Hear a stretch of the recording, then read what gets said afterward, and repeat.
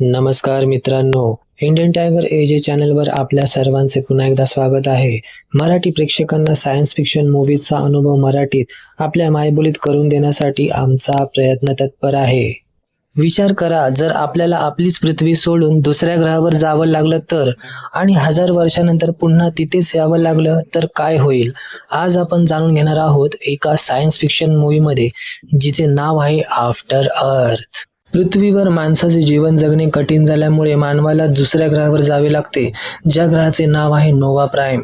आणि त्यासाठी United rangers corps, जी शांतता प्रस्थापित करण्यासाठी बनवलेली लष्करी संघटना आहे, तिने मानवाला त्या नव्या ग्रहावर जाण्यासाठी मदत केली होती. नोवा प्राईमवर मानवाने स्थलांतर केल्यावरही संकटे काही कमी झाली नाहीत.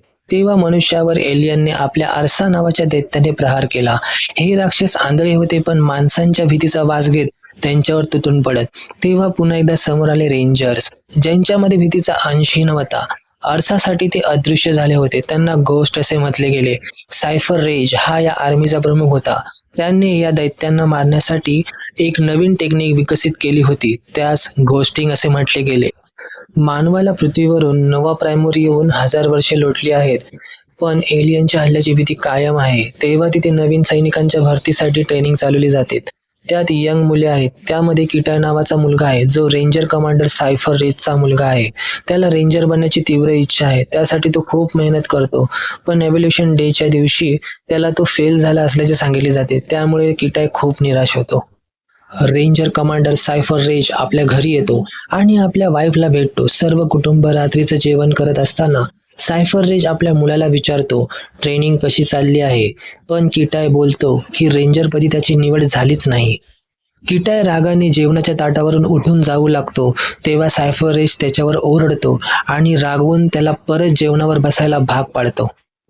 सायफर रेज आपल्या वाईफशी बोलताना तिला सांगतो की आता तो एका शेवटच्या मिशनवर जाणार आहे, ते फक्त ट्रेनिंग पर्पजसाठी आहे.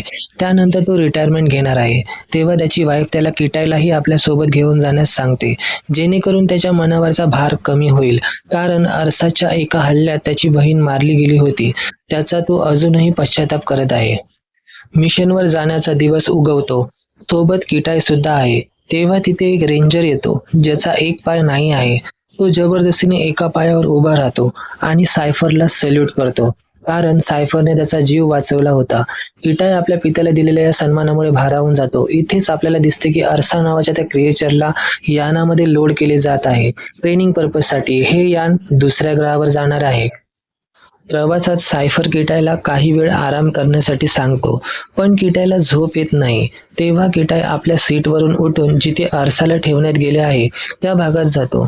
तिथे काही रेंजर्स असतात. ते त्याला त्या आरसाच्या जवळ जाण्यासाठी परवानगी देतात, पण किटायची भीतीने वाढलेली धडधड आरसाला समजते आणि तो रागात येतो. तेवढ्यात सायफरला जाग येते. त्याला काहीतरी गडबड असल्याची जाणीव होते. तो आपल्या वेडिंग रिंग स्पेसशिपच्या भिंतीला लावून धरतो. त्यामुळे त्याला शिपच्या बाहेरील सूक्ष्म व्हायब्रेशन जाणवतात. तांत्रिक भाषेत सांगायचे तर जहाजाच्या बाहेरील ग्रॅव्हिटॉन व्हायब्रेशन सुरू झाल्याचे समजते. यावरून सायफरला समजते की शिप आता कॅटेगरी 4च्या ॲस्ट्रॉइड स्टॉर्मच्या संपर्कात येणार आहे. त्यामुळे जहाजाला मोठे नुकसान होऊ शकते. सायफर किटायला सीटवर बसून सीट बेल्ट लावायला सांगतो. सर्वांना अलर्ट करतो आणि पायलट जवळ जातो. त्यांना स्थितीची जाणीव देतो. पायलट विचारतो की आपण मार्ग बदलायचा का? तेव्हा सायफर म्हणतो की आपण जर वळण्याचा प्रयत्न केला तर शिपचे स्वतःचे ग्रॅव्हिटॉन वेट वादळाला आपल्याकडे खेचू शकते. म्हणून सायफर बोलतो की hold course and hope I am wrong. Ship जेव्हा ॲस्ट्रॉइडच्या वादळात अडकते तेव्हा ते वाचवण्यासाठी वॉर्महोलमधून तातडीने जंप मारली जाते. पण तांत्रिक बिघाडामुळे जेव्हा स्पेसशिप वॉर्महोलमधून बाहेर पडते तेव्हा कॉम्प्युटर आपोआप आपल्या जुन्या डिमार्केशन पॉइंटकडे मार्ग दाखवतो. तो पृथ्वीकडे असतो. मानवाच्या इतिहासात पृथ्वी हा मुख्य ग्रह असल्यामुळे कदाचित कॉम्प्युटरने त्याची निवड केली असावी. पण आता 1000 वर्षांनी पृथ्वी क्वारंटाईन प्लॅनेट झाली आहे. हा माणसासाठी क्लास 1 क्वारंटाईन प्लॅनेट आहे, म्हणजे तिथे जाण्यास सक्त मनाई आहे. पण शिपचे इंजिन बंद असल्यामुळे आणि पॉवर संपत आल्यामुळे सायफर पायलटला आदेश देतो की पृथ्वीवरच लँड करावे, पण अनपेक्षितपणे ते क्रॅश लँड करतात. या अपघातात फक्त सायफर रेज आणि त्याचा मुलगा किटाय जिवंत वाचतात. बाकी संपूर्ण क्रू मेंबर मारले जातात. क्रॅशमुळे सायफरचे दोन्ही पाय जखमी होतात, ज्यामुळे त्याला हालचाल करता येत नाही. किटाय आपल्या पित्याजवळ येतो. त्याला जिवंत पाहून त्याच्या जीवात जीव येतो. सायफर किटायला विचारतो की कोणी जिवंत आहे का? किटाय सांगतो की सगळे क्रू मेंबर मारले गेले आहेत आणि अर्साचा चेंबरही कुठे दिसत नाही आहे. तेव्हा सायफर बोलतो की कदाचित क्रॅश लँडिंग मध्ये तो मारला गेला असावा.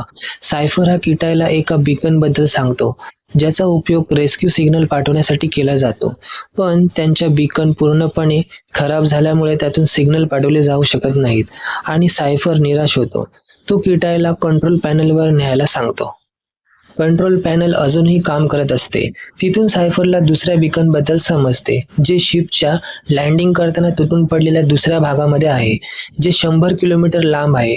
आता सायफर किटायला मिशन देतो, ज्यात किटायला 100 किलोमीटर प्रवास करून ते बीकन शोधून रेस्क्यू सिग्नल पाठवायचे आहेत. सायफर सांगतो की तो किटायवर कंट्रोल पॅनलवरून लक्ष ठेवेल आणि 1000 वर्षात पृथ्वीवरील वातावरण खूप बदललेले आहे. इथले क्रिएचर्स खूप खतरनाक झालेले आहेत, माणसासाठी अत्यंत घातक झालेले आहेत. त्यांच्यापासून किटायला दूर राहायचे आहे. सायफर किटायला कम्युनिकेटर, वेपन आणि काही ऑक्सिजन कॅप्सूल्स देतो. ह्या कॅप्सूल्स खास प्रकारच्या लेयर माणसांच्या फेफड्यांवर चढवते. त्याने कमी ऑक्सिजन असलेल्या वातावरणातही माणसाला श्वास घेता येतो. पृथ्वीवरची हवा आता नैसर्गिकरित्या श्वास घेण्यासाठी पोषक राहिलेली नसल्याने सायफर किटायला ठराविक अंतराने फ्लूइड कॅप्सूल घ्यायला सांगतो. तसेच रात्रीच्या वेळी पृथ्वीचे तापमान इतके खाली जाते की कोणतीही सजीव वस्तू त्यामध्ये गोठून मरू शकते. सायफर किटायला कडक सूचना देतो की सूर्य मावळण्याआधी त्याने हॉटस्पॉट शोधून तिथे आश्रय घ्यावा, नाहीतर थंडीत गोठून त्याचा मृत्यू होईल. सायफर किटायला त्याचे स्मार्ट सूट आणि कॅमेरा सतत चालू ठेवायला सांगतो. सायफर आपल्या पायांना स्कॅन करतो, वेदना कमी करण्याचे औषध घेण्याचा प्रयत्न करतो, पण औषध घेतल्यावर माणसाला झोप येऊ शकते. ही वॉर्निंग आल्यावर सायफर ते बाजूला ठेवतो, कारण सायफरला आता आपल्या मुलाची काळजी आहे. आता किटाय आपल्या प्रवासाला सुरुवात करतो. तो आता एका जंगलात पोहोचलेला आहे. सायफरने त्याला आधीच फ्लाइंग कॅमेरा लॉन्च केलेले आहेत. सायफर रेजने छोट्या छोट्या फ्लाइंग ड्रोन्सचा उपयोग केलेला आहे. टेक्निकल टर्ममध्ये त्या स्काउट ड्रोन किंवा रिमोट स्कॅनिंग ड्रोन असेही म्हणतात.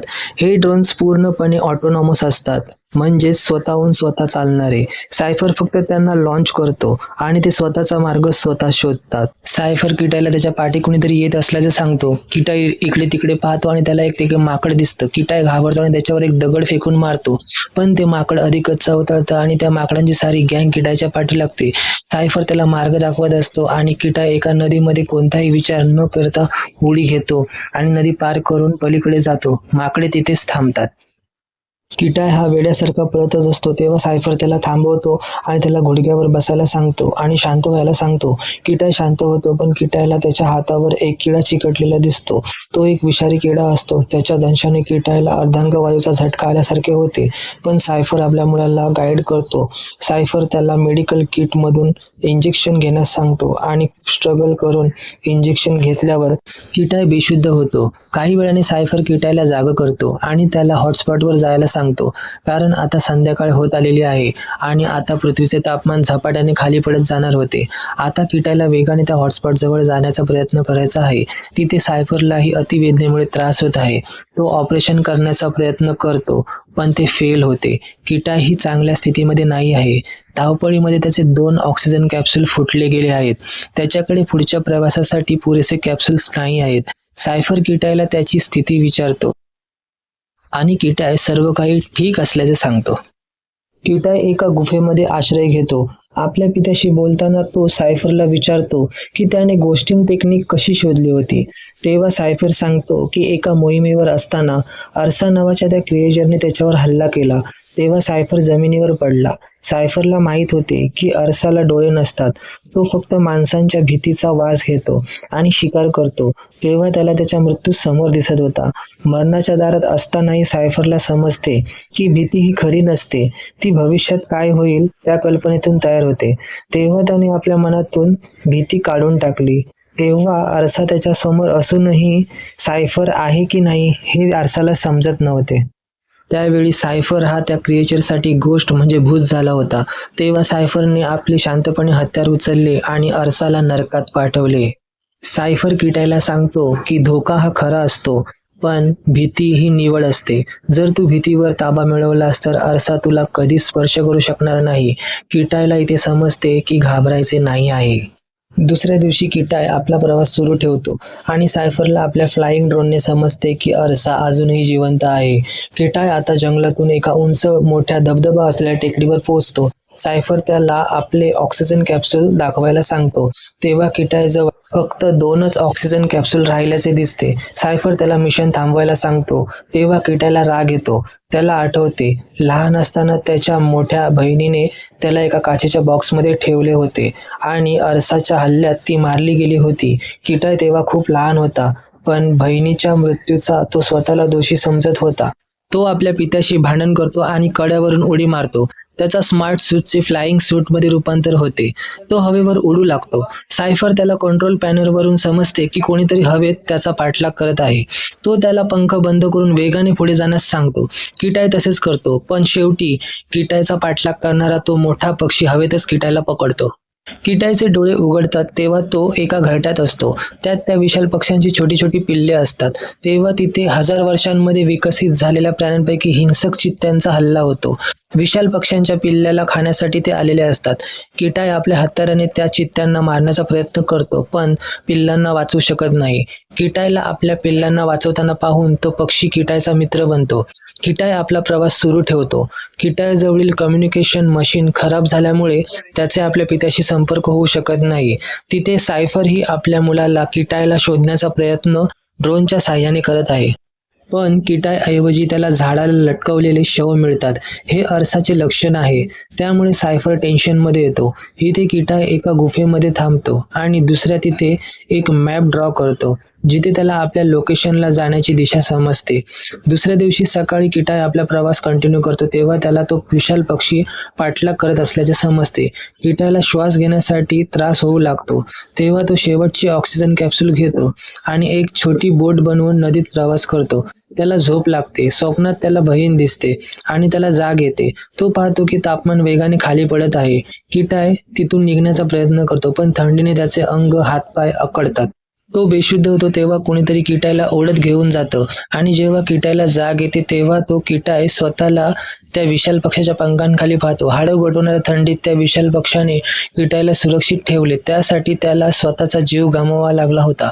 शेवटी किटाय तेथून निघतो.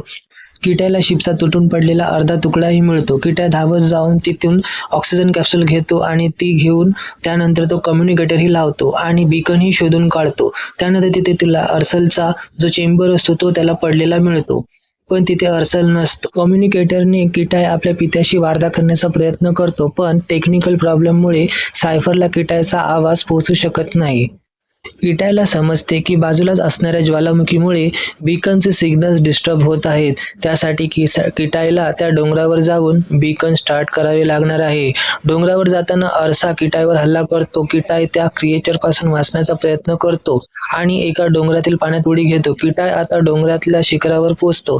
तिथे किटाय आणि अरसामध्ये युद्ध होते. किटायला अरसा उचलून दूर फेकतो. आता किटायला आपला मृत्यूच दिसू लागतो. तेव्हा त्याला सायफरचे शब्द आठवतात. धोका हा खरा असतो आणि भीती ही निवड असते. जर भीतीवर नियंत्रण मिळवले तर अरसा त्याला स्पर्शही करू शकणार नाही.